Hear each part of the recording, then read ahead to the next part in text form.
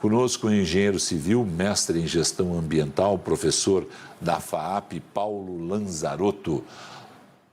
Como vai o senhor? Tudo bem? Obrigado por conversar com o Band News TV. Boa noite, prazer, estou à disposição. A situação, Paulo, que a gente vê nesse momento em São Paulo não é diferente do que a gente viu essa semana no Rio Grande do Sul, nem no início do mês na Bahia, né? A situação das nossas cidades, e não há cidade no mundo que talvez esteja preparada para 200 milímetros de chuva em 24 horas. Mas em algumas questões a gente pode avançar na questão de meio ambiente e a questão de como fazer ali obras de drenagem, né? Sim, o que acontece é que a chuva realmente ela excedeu o admissível para dentro dos parâmetros técnicos que nós temos, que foram desenvolvidos por observações históricas e estatísticas. Existe uma questão atual que essas chuvas estão com uma frequência muito maior, elas estão extrapolando o que a gente tem como princípio de dimensionamento dos escoamentos. Então, na verdade, há uma alteração pontual, que existe um outro viés aí do aumento da temperatura, toda essa coisa, né, que não é nosso foco agora, mas existe também um certo descaso com esse gerenciamento das águas no Estado. Por vezes, vários projetos já foram desenvolvidos, já foram colocados, já foram propostos para o governo, e esses projetos, por um ou por outro motivo, não é dada continuidade, né, na velocidade que seria necessária para evitar, ou pelo menos minimizar esses custos que acabam, esses gastos, esses prejuízos que acabam sendo gerados tanto para a iniciativa privada, como para as pessoas, como para o próprio Estado, né? Existem vários projetos de ajuda na drenagem do Tietê, vários outros projetos de drenagem. Nós já começamos a fazer isso tudo, né? Nós estamos começando isso com os piscinões, né? Os piscinões realmente já estão sendo implantados, eles demoram para ser inaugurados, mas eles já são alguma coisa que consegue amenizar pontualmente algumas bacias que apresentam recorrência nessa coisa de inundação, de enchente, né? Qual é a maneira mais simples da gente explicar para os nossos assinantes como funcionam esses piscinões, que é uma solução nesse momento até mais rápida, né, para regiões como essas que a gente está vendo aí, estão completamente alagadas? Todo rio, todo córrego tem um canal. Esse canal tem uma geometria que você consegue melhorar o escoamento da água nesse canal. Então eu consigo retificar, como foi feito no Tietê, eu consigo fazer galerias, eu consigo melhorar o escoamento da água nesse canal até um determinado limite. Só que quando eu tenho uma contribuição de chuva muito grande, como essa se apresentou, mesmo esse canal retificado, esse canal limpo, ele não dá conta de toda a água que chega nele. E aí então ele começa a transbordar. O piscinão, ele é um extravasor que é colocado estrategicamente ao longo do canal, em pontos estratégicos, onde este excesso de água, ele é captado por esse piscinão. Então, na verdade, ele é um extravasor, como a gente tem na nossa caixa d'água em casa. Então você tem, quando enche demais a nossa caixa d'água, quando enche demais o canal acima de um certo limite, ele manda esse excesso de água para fora, para esse piscinão.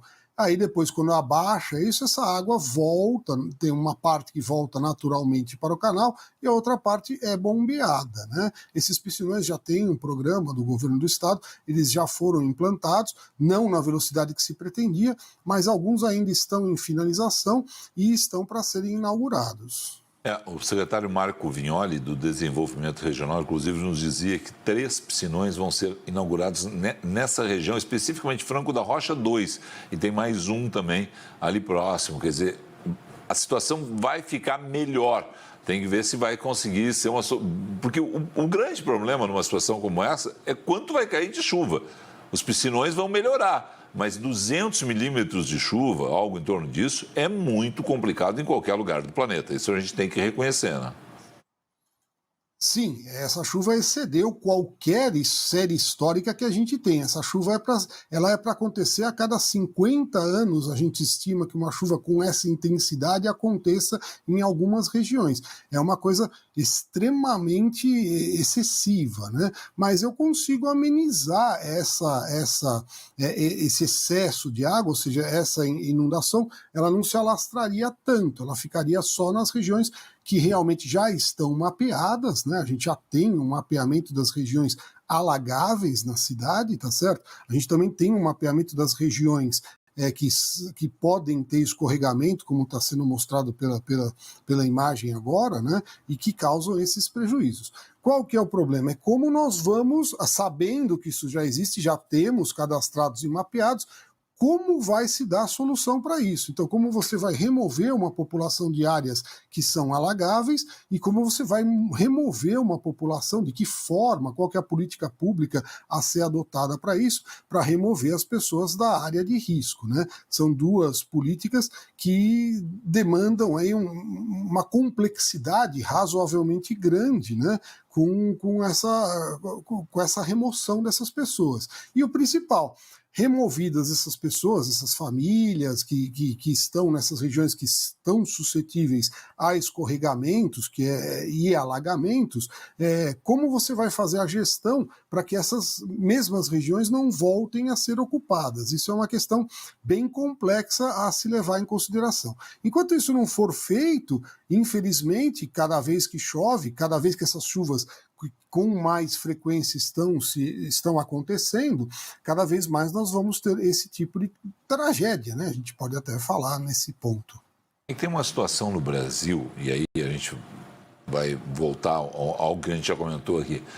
Há uma opção forte, por exemplo, pelo asfaltamento de vias, sem a devida realização de galerias, sem as obras de drenagem para aquele local. Então, isso também dificulta muito o escoamento de água em vários pontos da cidade. A rodovia ali que a gente vê é um símbolo disso. Né? Você não tem a permeabilidade necessária do solo ali, em algum ponto essa água vai estourar. Né? E acabou estourando exatamente em um ponto onde até tinha uma passagem, me parece ali, uma galeria, mas não é suficiente para escoar, né? O escoamento. Quer dizer, essa obra tem que ser acompanhada, o asfaltamento de uma via tem que ser acompanhado de uma série de outras obras, né? Para que não haja problemas. Né? Infelizmente, nessa questão de urbanização, né, as nossas cidades, elas até têm uma gestão de urbanismo, um planejamento que fazem parte dos planos diretores, existe uma verificação. O problema é que a demanda pela ocupação dos espaços acaba sendo muito mais dinâmica, acaba demonstrando a realidade, a ocupação das áreas, a posterior implantação de avenidas, implantação de bairros, ela acaba tendo uma dinâmica muito mais rápida do que a máquina pública consegue responder em termos de planejamento, né? Então acaba dando esse delay, né? esse atraso da máquina pública em relação aos loteamentos, ao urbanismo, que a própria autogestão dos loteamentos, tudo isso acaba implantando, né? Então, por vezes, a gente tem áreas ocupadas em regiões que não deveriam ser ocupadas, né? Deveriam ser parques, deveriam ser áreas verdes, deveriam ser reservas ambientais, mas isso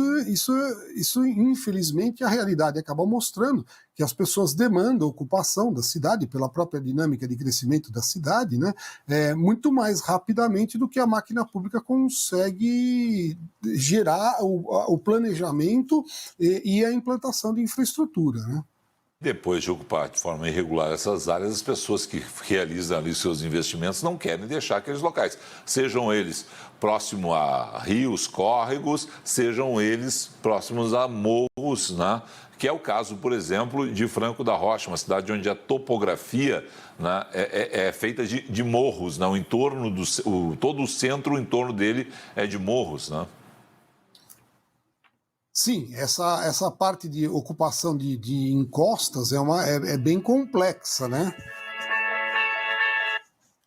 Essa parte de ocupação de encostas, ela é bem complexa, né? Existe legislação em torno disso, né? Acima de uma determinada inclinação que não é muito grande, eu não posso ter ocupação urbana, né? Mas assim, por vezes, municípios que acabam se encontrando nesta situação de ter uma topografia com muitos morros, com muitas áreas inclinadas, as pessoas acabam por ocupando essas áreas. Essas áreas não deveriam ser ocupadas. Mas como é que o município então se ocupa? Elas até podem ser ocupadas, só que eu tenho que fazer uma ocupação diferente do que as pessoas imaginam que seja feita a ocupação, né? Então, por uma questão de entendimento de como funciona uma construção, a gente aqui em São Paulo, no Brasil, no mundo inteiro, tende a fazer um tipo de ocupação de terrenos planos ou muito levemente inclinados em terrenos inclinados. Então, isso acaba se mostrando que não é compatível. Dá para se ocupar áreas inclinadas com construções? Sim, só que demanda uma atenção maior nessas ocupações. As pessoas que ocupam essas áreas não têm este conhecimento, né? Que você pode ocupar, mas aqui não. Você pode ocupar, mas não desta maneira, né? É uma questão que você bate no entendimento do que é uma moradia para o pessoal, né? Então você põe lotes estreitos, muito compridos, em inclinações muito grandes, e isso acaba estando numa região geologicamente instável, né? Agora, você que trabalha com gestão ambiental, é tão difícil assim convencer, de um lado, as autoridades, de outro lado, as pessoas, da necessidade, né, da gente pegar e fazer a correta gestão ambiental para não enfrentar o que a gente está vendo nesse momento aqui em São Paulo e ver seguidamente em outros locais do Brasil? É meio complexo, porque na verdade existe uma otimização do lote, né? Então as pessoas eles não querem percorrer mais espaço para chegar nas suas casas. Então as pessoas têm é complicado, porque a pessoa tem uma condição que ele quer se deslocar pouco para chegar na sua casa. Então, se você fala para ele que a casa tem que estar um pouco mais longe, ou eu tenho que ter um adensamento diferente nessas regiões, né? Ou seja, eu tenho que ter casas colocadas de tal forma que elas vão ocupar uma área muito maior em termos de ocupação, as pessoas acabam falando, mas e esse lote todo? Por que eu tenho todo esse terreno, né? Então a gente acaba sendo incoerente, porque quando a gente tem uma solução que é uma solução padrão, que é a solução tipo construções habitacionais feitas pelo governo, Coab, CDHU, Inecop, você tem os predinhos, né? E da mesma forma que o pessoal não se acostuma muito com essa área de um em cima do outro, eles reclamam muito, há muita reclamação disso, porque o meu vizinho, que escada, porque a área é comum, né? Eles acabam ocupando um lote ao lado do outro e fazendo várias casas uma em cima da outra, né? Então eles replicam um mesmo modelo que se faz pelo governo, que é um modelo correto de adensamento, com predinhos, com patamares, com fundações profundas, nas áreas corretas, tem todo um estudo que se é feito para se implantar esses loteamentos, eles acabam replicando esse mesmo modelo porque eles têm uma gestão privada. Então é aquela ideia do eu tenho meu próprio lote, eu tenho minha própria casa, e esse meu próprio lote e minha própria casa eu faço o que eu quero. Essa questão, existe a comunidade, sim, mas ele tem aquela questão do eu tenho o meu lote, a minha casinha. Eu não faço parte de um condomínio, eu faço parte de uma comunidade. Mas esse conhecimento que vai um pouco além da autoconstrução, né, é um conhecimento que o governo deveria implantar mesmo na autoconstrução. Isso é muito complexo para a gente conseguir chegar num resultado que não cause esse tipo de problema, né? Perfeito. Bom, vamos lá. Solução tem. O problema é que as pessoas insistem, e aí eu vou usar o termo insistir, né? E não olhando o que vai acontecer, dizer assim, não, vou ficando aqui, dá para ficar aqui, não vai acontecer nada. Não? Apesar da gente ter aí estudos, gestão ambiental, dizendo o seguinte, olha, vamos diminuir o adensamento aqui, vamos deixar terrenos vazios ali, para que haja exatamente uma possibilidade de água caindo em excesso, ter a permeabilidade do solo. As pessoas olham, não vai dar nada. É aquele negócio, assim, o brasileiro acredita que tudo vai continuar bem e aí acontecem problemas como esse. Infelizmente, hoje, 19 vidas perdidas. Infelizmente, essa é uma questão, a gente tem que abranger isso de uma forma bem ampla, não é só área de engenharia, nem só área ambiental, você tem uma questão muito grande, é um entendimento socioeconômico-cultural. Então a gente tem uma cultura que tem o seu entendimento de ocupação de espaço que não é das piores. A gente tem uma questão social que as pessoas demandam, né? Essa demanda por urbanização é mundial, não é só brasileira, muito menos de São Paulo, é uma demanda mundial, né? As pessoas cada vez mais estão se urbanizando e estão se adensando próximo a centros urbanos, próximos a trem, a estrada. Então essa questão de urbanização é uma demanda social mundial e tem a questão econômica também, né? Que você tem aí que as pessoas elas acabam por fazendo uma autoconstrução que tem até seu viés aí de regulamentação, não vou falar que tudo que cai está irregular, mas que talvez esse viés de regulamentação tenha que sair um pouco dessa questão regulamentação, está certo ou está errado, e tentar dar um entendimento melhor. Olha, vamos fazer de uma maneira diferente para evitar esse tipo de problema.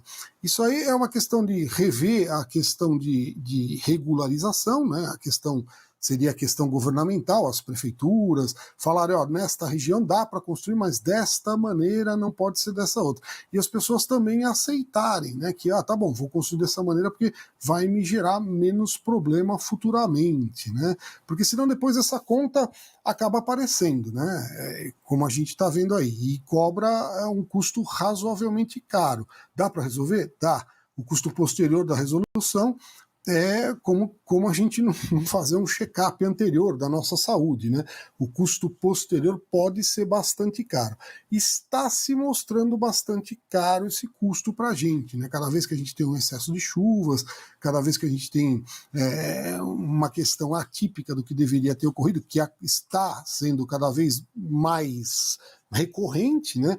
Você tem essa cobrança de custos, né? Seja aqui, seja em Minas Gerais, na Bahia, onde quer que a gente tenha esse tipo de cultura que ocupou esse tipo de espaço desta maneira, por uma série de razões, vão começar a acontecer essas coisas. Veja, não estou falando que as instituições não funcionam. Funcionam.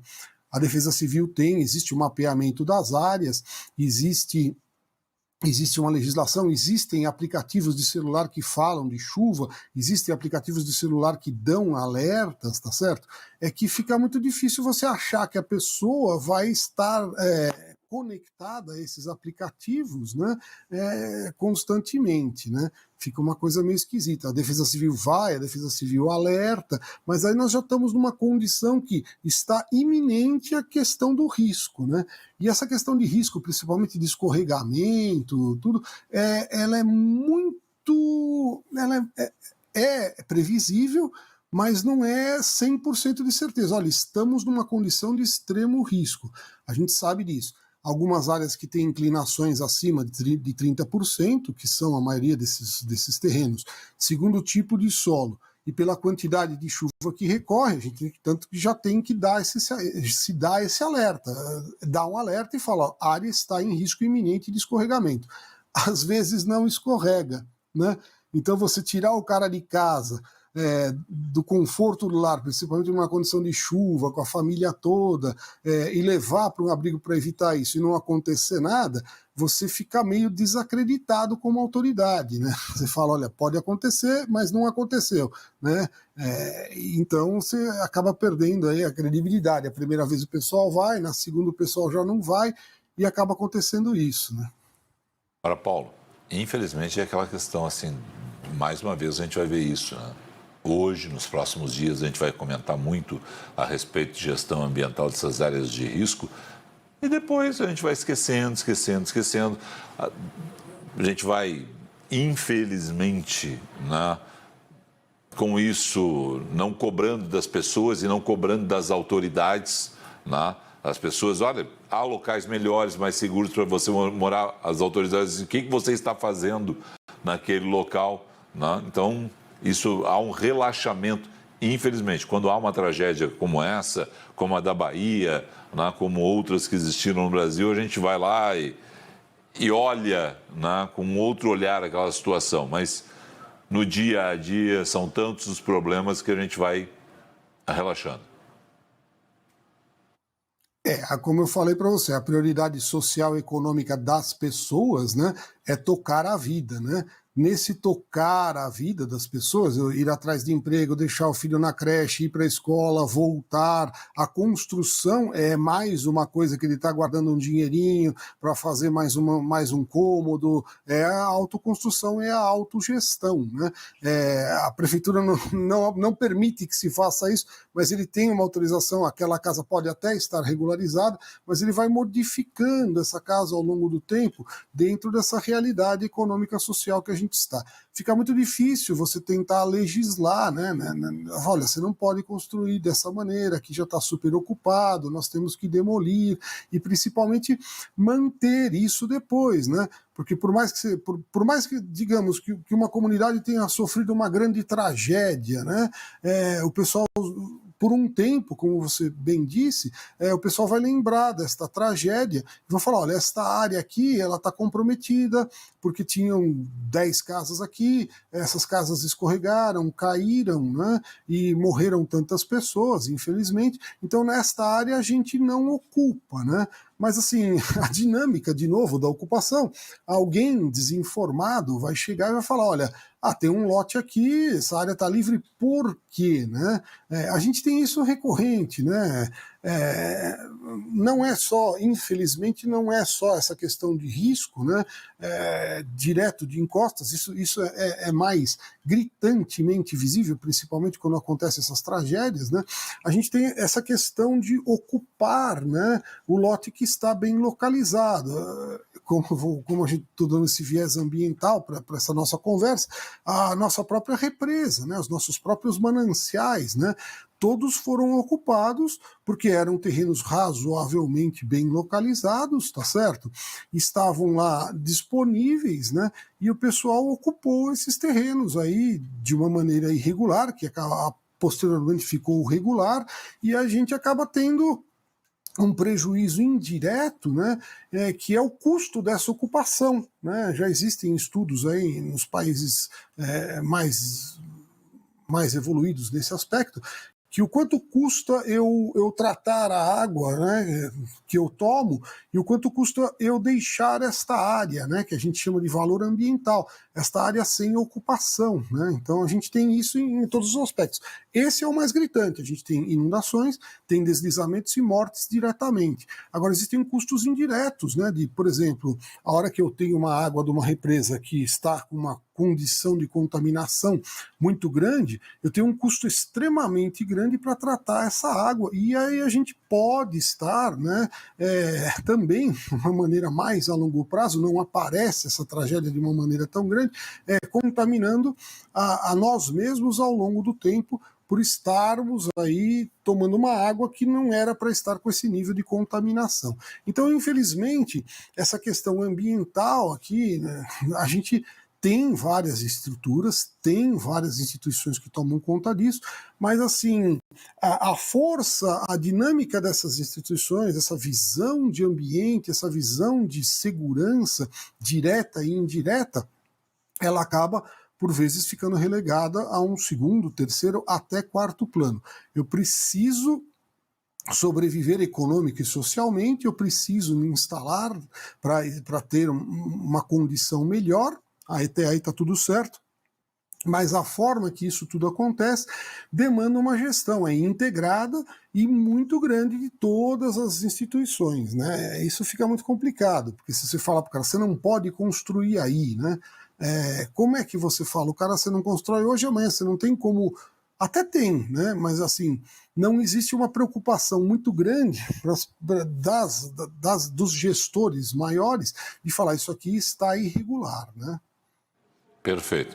Paulo, Alguma questão, algum outro ponto que você queira abordar dentro dessa situação envolvendo as chuvas nesse final de semana em São Paulo e toda a destruição que a gente está vendo aí? Alguma questão que eu não te coloquei aí que seja importante nós pontuarmos para os assinantes do Band News TV? Não, acredito que as pessoas com essa nossa conversa aí, eles já sabem, a gente acabou elucidando os fatos que aconteceram, né? Perfeito.